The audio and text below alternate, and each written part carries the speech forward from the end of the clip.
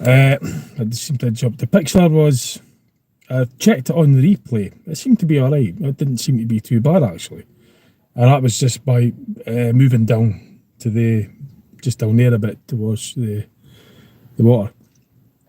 But yeah, I just had to try that anyway. I had to end that first attempt just to check the quality on it because I wasn't sure about something with it. I'll turn it over and I've got the selfie stick as well, so I don't think it would be okay. I don't think it would work if I was driving because it would just break up. Again, I'd just have to experiment with that. But I did try it before and it wasn't very successful, so it was something to do with the bit rate and how it processes and the speed at which it processes. So try to get this started again. It's not going to. That's it. Charts. No, it's on there. Live charts. Show the live charts. Yeah, I was hoping. What do you use? Well, everybody's on. Like, what do you think of? What do you think of the idea of autonomous buses? A minute, I can try to get this to. Sorry, I'm just fidgeting about. I'm fidgeting with the selfie stick and the camera angle. I know it's a bit annoying, but I'm trying to put that there and try to rest my arm as well. That's better. So what do you, if, I don't know, it's not appearing to be on at the moment, but you can always put it in the chat or in the comments. It's just what your views on autonomous buses are. Like, what do you think of the idea of getting into a vehicle that there is no driver or anybody like that? There was a survey on like a questionnaire survey thing. You had a clipboard. You didn't have to do it, but we were stuck in traffic, and I was filling in the survey. And one of the questions I remember it being asked is, what would you prefer? I mean, if there was one member of staff on it, would you prefer this member of staff to be the backup driver, a driver just to sit in the cab in case anything goes wrong, as a takeover immediately? Or would you want the member of staff to be like a conductor, not having anything to do with the driving, just being inside and taking fares and, being a customer service? When I saw that, there was multiple questions where I ticked, I'd rather have the driver in the cab being there. I'd feel a lot more reassured if there was staff in the cab, a driver. I'm an old school person anyway. It's like I say, I just like to try these things out. I like learning what's going on. It's like electric vehicles and a petrol head. I like the diesel, prefer them. I choose the diesel and internal combustion engines. That's what I grew up with. It's nostalgic. I know, I've got a fair idea how they work. I like to know how things work anyway. So even when the electric vehicles are out, I do try them out for that, to learn how they work, to experience being on them. I like to learn. I don't want to close off, mind arcs electric. Why we're taking an interest in electric, that.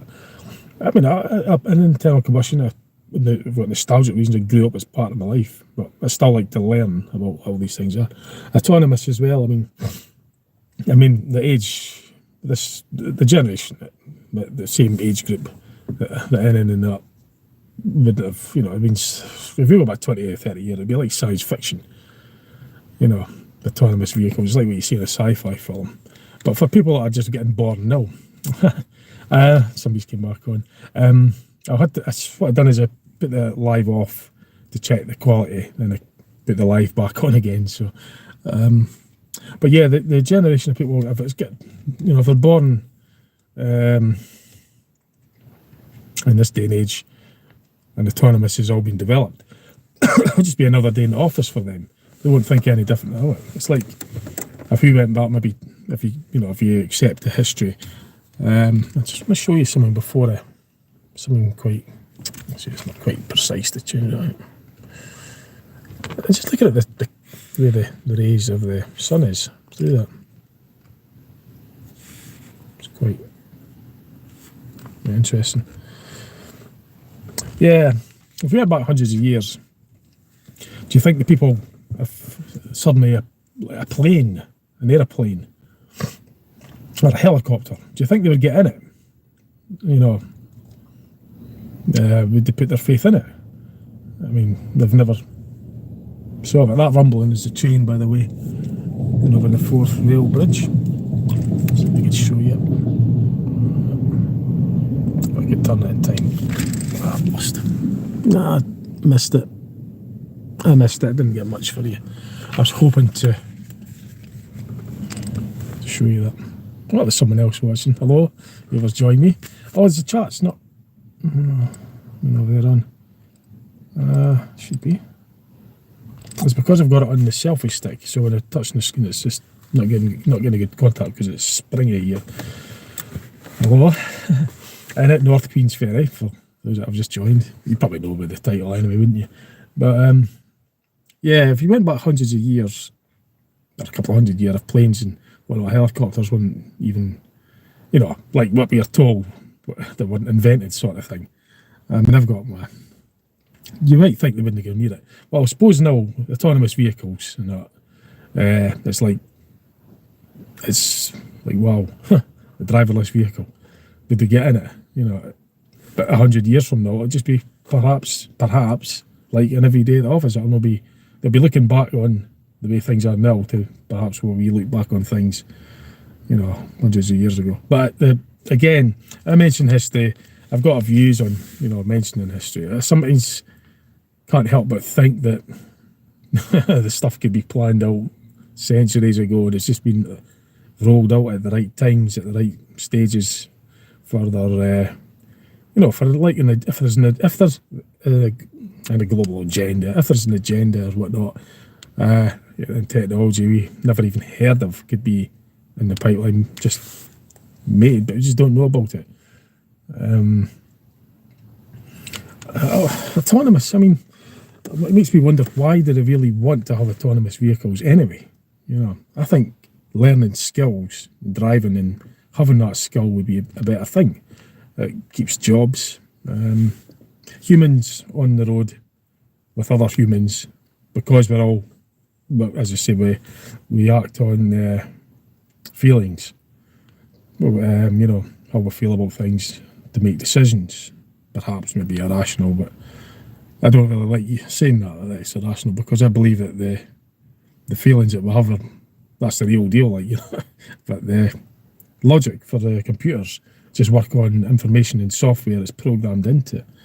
So humans are unpredictable, and putting computers on the road to drive autonomous vehicles, I don't think they're ever going to be able to master humans, because humans don't work like the way, don't behave the way a computer does. A computer has no feelings and it doesn't have any behaviours, and that wouldn't have any feelings of just crashing head on into another vehicle or off the end of a cliff, because it's got no feelings, none at all.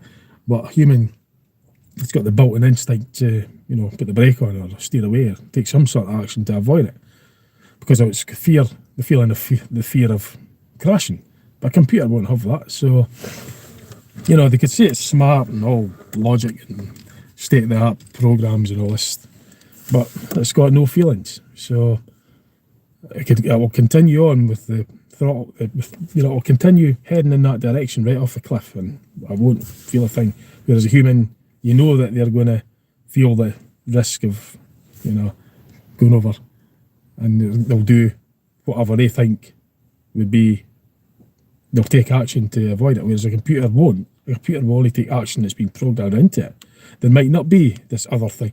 A human, we could think of something that may be totally irrational, illogical, but it may work. It might be just lucky, you know, and avoid getting into a crash. But a computer can't do that. It's not got the imagination to think outside logic. You know, it's only, it can only think as far as it's been programmed. A human's got infinite thought pattern and could think of something that will maybe have no logic, and it may just work through chance, and you could save a life. I mean, we know the difference between a joke and something that's told serious. A computer won't know that. That'll just that. So if it says if it says like, you know, if it's a joke, I could drive over that cliff or something in the computer, heard that, it would do it. I wouldn't know the difference, you know. A human would. So the human instinct there to as a reassurance for transporting humans. If they're going to have autonomous vehicles, why not just have them to transport autonomous people then, robots, and have a world like that rather than mix them? Because there's one going over the bridge. Hang on, I'll see if I can show you. Over a Forth Road bridge. If I could zoom that in, I think that's one of the autonomous ones. That's there. I can't zoom in any further, could I? Damn. Pretty sure it's an Enviro 200 MMC, and I'm sure that's one of the autonomous. Or actually, maybe not. It's maybe too late, but it does look like that anyway. The other bridge behind there, by the way, is the Queensferry. That's the regular traffic. The old Forth Road bridge has now been sort of restricted to buses and stuff. You know, a lot less traffic. But try this to turn back. Yeah. Let's say we act on humans get on with human traits, whether we get on or not. But we interact on a human basis. A computer can't, because it's not like that. That's on what it's logically programmed into it from whoever programs it or whatever programs it. But to try and mix that on the roads at best are just random. I mean, you think about it. A journey, you say, have a safe trip back, hope nothing happens. You get from point A to point B on a journey. You could do everything your best, but you still need luck on your side, because you could do everything right, but something else could go wrong. Anything could happen, anything. And not just driving, but even if you just go walking out in the street, you could do everything. It's what you're programmed to, what they want you to, teach you to do to keep yourself from getting come to harm or anything like that. You could do that, but you can't control the other factors. So you could be driving along fine, but something the other way could have a blow up and go head on. Nah, game over. So a lot of it's down to luck. It always has been. We've been conditioned to accept that. That's why we do it. That's why we go into cars. I think that's why we go into lifts as well. I mean, we go in a box and close it and trap ourselves into a box and put faith in that. It programs us to do that. But computers and autonomous vehicles, okay, we've accepted we get into a plane that you've heard the term like autopilot and stuff like that. Although we still know the pilot's there, that makes a big difference. But if you think about roller coasters and carnival rides, things like that, you're putting or a lift, an elevator, you're putting your soul life in the faith of that lift will get you, from 2 different points. You might hear the thunder of that.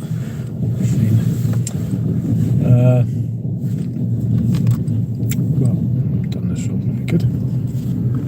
Oh, it keeps going the other way. I keep thinking it's going into towards Edinburgh, but it's not. So I am doing a video, by the way. If it didn't, I think I said that on my first bit of the stream. And putting my YouTube video up regarding the travels that I've done on the autonomous buses. The autonomous buses run from Fife, Ferry Toll Park and Ride to Edinburgh Park in Edinburgh. You could get a return for £6 odds or something, or you could have an all-day ticket for £11. And that, not only does that work on that service, it works on other stagecoach services within the area. So it's quite an experience, it's different.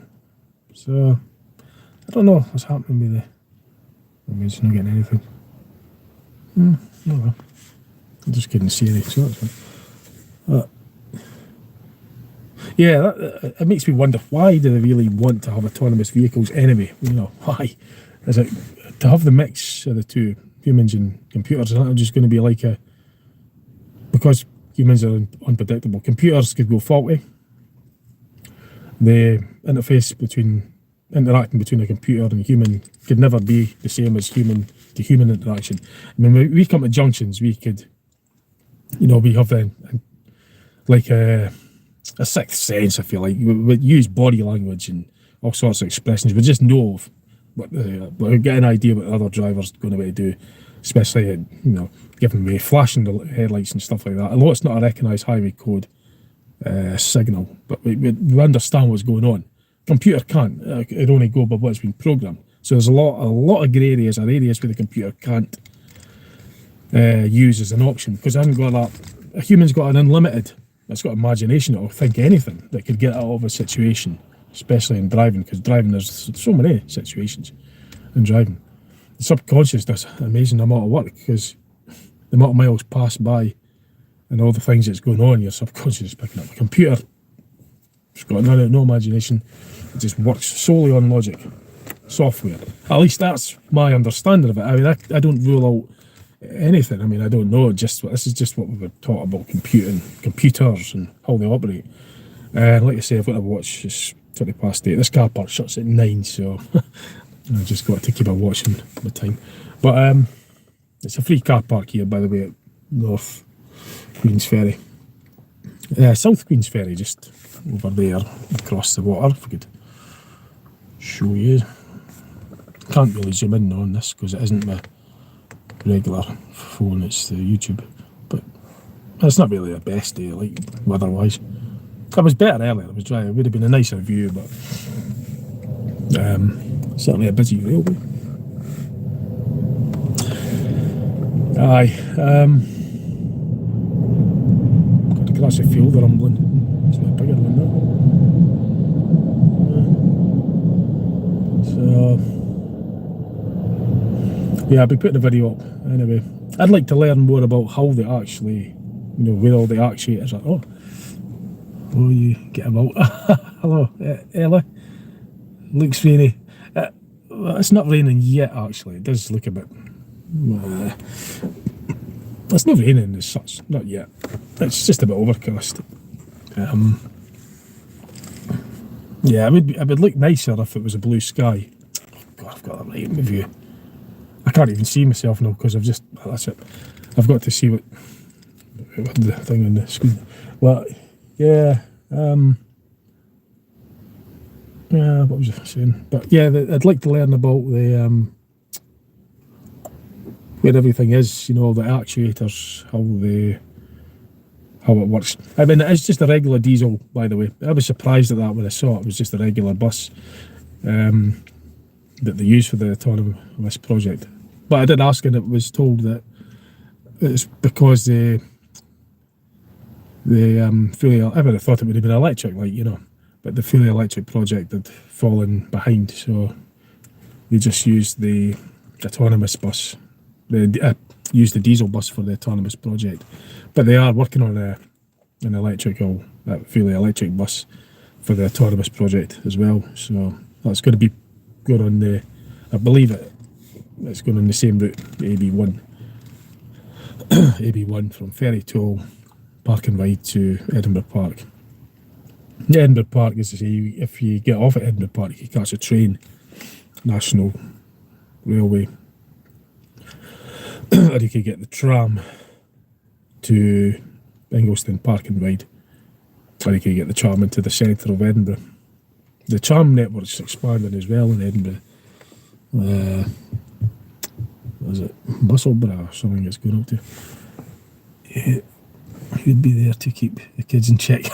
Yes, I know. The kids, yeah, gosh. Oh, that's a question. But the thing is that it's quite ironic, really. An autonomous bus, and yet there's twice as much staff on it. It was like old times, conductor, driver. Funnily enough, there was actually a bus driver that got on at Edinburgh Park to go to Ferry Toll Park and Ride, and we were talking about the Dundee's 73 route, Strathdaire route. And that was the last route in the whole of Britain to have conductors. And here we are with the state of the art, so to speak, and we're bringing them back again. It's like things go round in full circle. Although it's only just because they're working in phases with this project.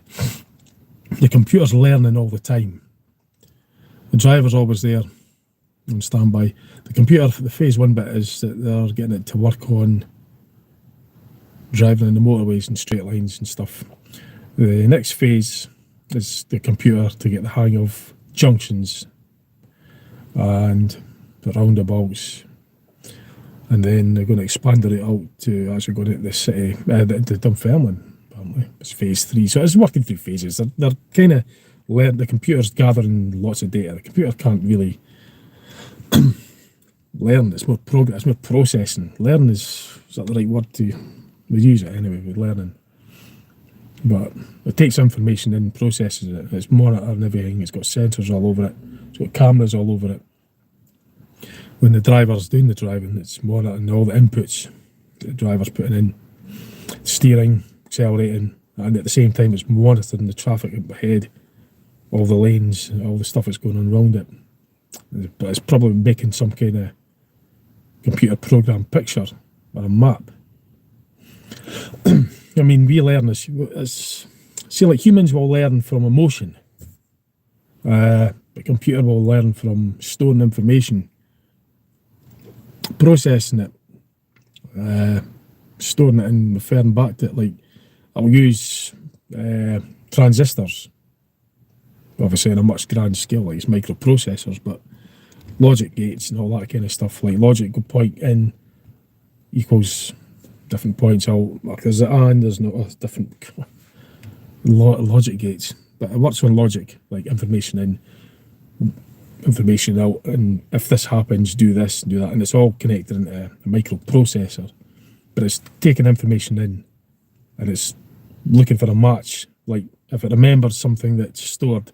So if a driver's indicating to change lane, you check the mirror first, then you'd indicate, and then you'd manoeuvre. No, you check the mirror first, you indicate, then you check the mirror again, then you manoeuvre. Hi Chris, was just about to watch the rest of your things, your bizarre video interesting about the Starkey, yeah, it is fascinating. Yeah, I done a live yesterday. I was talking about that. Oh, it's, enjoy it. I've got loads of videos coming up. What was I saying? So the computer will remember that it's, before it puts the indicator on, it has to have the sensors must show that it's clear to manoeuvre out. It'll measure the distance of any oncoming. It'll probably radar the speed at how fast it's coming down. It's got to process that. Then it's then got to give a command to put an indicator on. Then it'll have to put a command to check again, and then continue to check, but check where it's going, and then actuate the steering to manoeuvre, given the rate of the vehicle, conditions, road, tyres, I mean how fast to manoeuvre. If it's top heavy, the behaviour of the vehicle, it must know the condition of the vehicle. I mean, you could have it programmed if the vehicle's programmed. If the vehicle's in a certain condition, it's got its program based on that. It's going to act on that. It's got to also behave if the vehicle was in a defective condition as well. How is computers going to know if one of the tyres are soft, or if it suddenly gets a blow, or if something goes wrong mechanically? How is it going to behave? How is it going to cope with that? It can't just stop in the middle of the motorway. Like a human knows how much they could get away with regarding faults. A computer, how's it going to know? I mean, we could get a feeling. We could probably know more by just the smell of something, feelings of things. You feel vibrations, there's a fault, you can hear things are different. How's a computer going to know? And if something goes wrong with the mechanical aspect of it, how's a computer going to know how to deal with it? Because there's an infinite number of things that could go wrong. But how's a computer going to know that? But a human will act on feeling. It'll know. It'll smell and it'll judge from, we don't act like computer does things in binary, but we do it differently. We don't do it like as binary as such. We do it what may seem logical, but the outcome may be the same. So it's blooming complicated, but the software guy, I got on it. I had a couple of shots on one of them. Actually, no, I went on 3 of them. The second one, software guy was on it, There's a lot of bus spotters there as well. So there was a lot of fellow bus spotters with, I came up with one, but I just on one of the journeys. It's like, whoa, this is full of people. And then I noticed I recognised their faces. That, oh, they're from the Lathaman Bus Museum, like myself, because I've been to many. So a lot of bus spotters. I wouldn't, no, I can't even. Oh, that windscreen wipers, well, that reminded me. That thing about the autonomous bus, I was speaking to the other staff member that was on it. At this stage, the computer still got to, it's dependent heavily on sensors, monitors. So if it's wet, rainy, and lots of spray on the roads, and it goes on to the monitors, it's going to cause a problem. So at this stage, if the wipers are on, it automatically hands the disengage. It'll hand the command over to the bus driver, basically.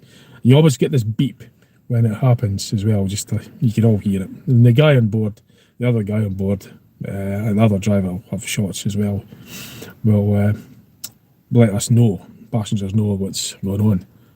So as a novel way, I came for the learning curve of it. I like learning what's going on. I like experiencing it. Like I say, I'm an old-fashioned traditionalist. I grew up with the old school way. I'd rather be the driver. I'd rather drive and have a driver. That's the way I am. But I stay neutral. I've got my views on it, but I keep them kind of neutral. Yeah.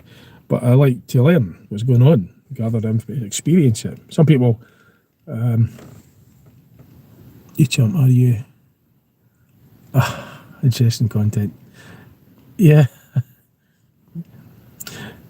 Yeah.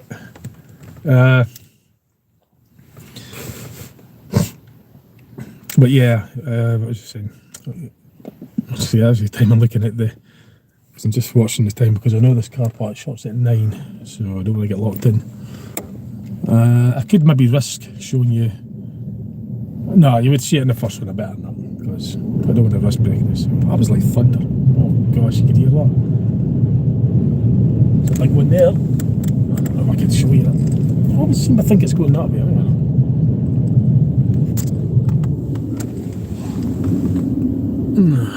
So it's a structure, you won't see it.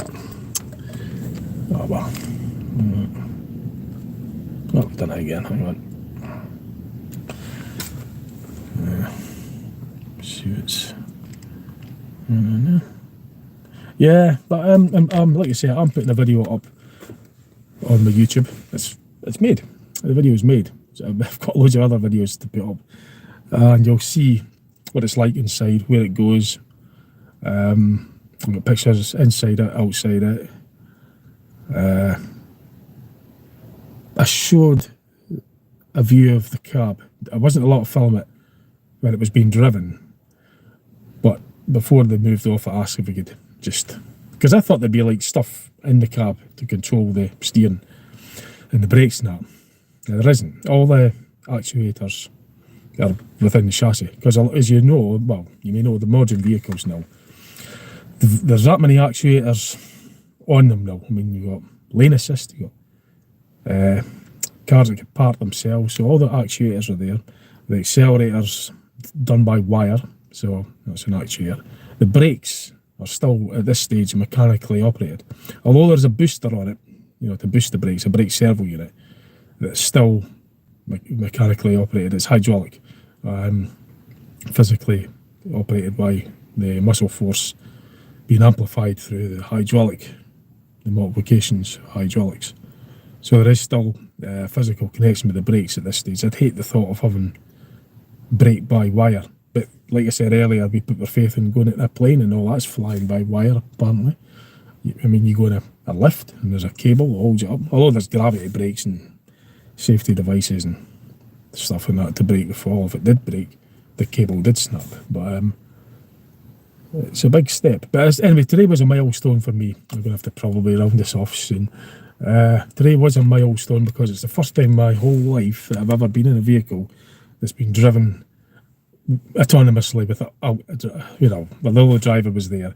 Another thing that the driver had to do was have their hands just hovering over the wheel so they could take control of that wheel at any time, because it is split. When you're driving, split seconds make a massive difference when you're going at speed. you can understand that. If you're doing, not that the bus done 70 mile an hour, but if you were going, at speed, just a tiny movement can make a big difference over a distance. So the driver has got their hands, looking in the mirror, it looks like they're still driving it, but their hands are just over it, hovering over it, so they could get that wheel. They can't relax, they can't do this and put their hands, look away or get out of the cab. They can't do that. They're still concentrating. The guy was saying on the other one, that the driver's still having to concentrate and monitor everything what's going on. Because if they've got to take over at any moment, they've got to know what the situation is, what's all around them, driving basically. So they're still driving it in a way. And then they actually are as well, because when the beep goes, you hear a little beep, and then that means it's been handed over to the driver. Because the computer, as I say, is still learning. Learning is, that's not maybe the word, but learning is what they say. So that looks quite nice actually. Before I go, I'll show you maybe just a bit of the view of it. I like the way the sunset colours. It doesn't really show very well in here, but I was just kind of trying to show you a bit of the colour. You might not appreciate it that much on a camera, but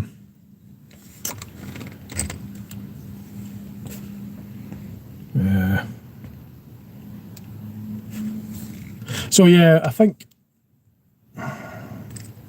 we'll have to get going soon. But no, I'm always into this, an old fashioned, and I've got nostalgic as well, so I would still like to have a driver. I'd still like to be the driver. I'd still rather have a car that I could drive. It's a skill, and I'd rather learn it and be in full control. It sounds futuristic and sounds all fancy and smart having an autonomous vehicle, but there are issues. As I say, humans on the road. It's hard enough driving with humans on the road, and we're supposed to understand each other, but computers can't understand humans because they're not alive. They just work on binary. So we know the human traits. We can understand a lot more about just facial expressions. A computer will artificially recognise it as facial expression, but it hasn't got the emotions behind it. And logics, the computer could be fooled. When we understand, like if we have a joke or sarcasm, we understand that because there's no logic to it, but we know what's going on. But a computer can't tell the difference between the logic because it's just a not or a one. It works on binary and logic gates and microprocessors, what are just transistors, all within a very, very small silicon chip. Semiconductors. Before that, there was valves. That was like the early transistors, and they made them smaller. But like I said earlier, I think that, I feel that a lot of stuff maybe, if not everything, who knows, that this stuff could be invented. Who knows how long ago and by who. But we just get told the stories to fit in. I may be just going off the track, but I should maybe not mention too much on that and listen with those, because I don't know who's watching and I don't know your views on it. I certainly don't want to spark off a debate about the term conspiracy, that kind of stuff. It's I find it very interesting, what was dubbed so-called. I'm listening to a book right now, it's an audio book right now by David Icke. It's called The Trap, and it's mind-boggling though.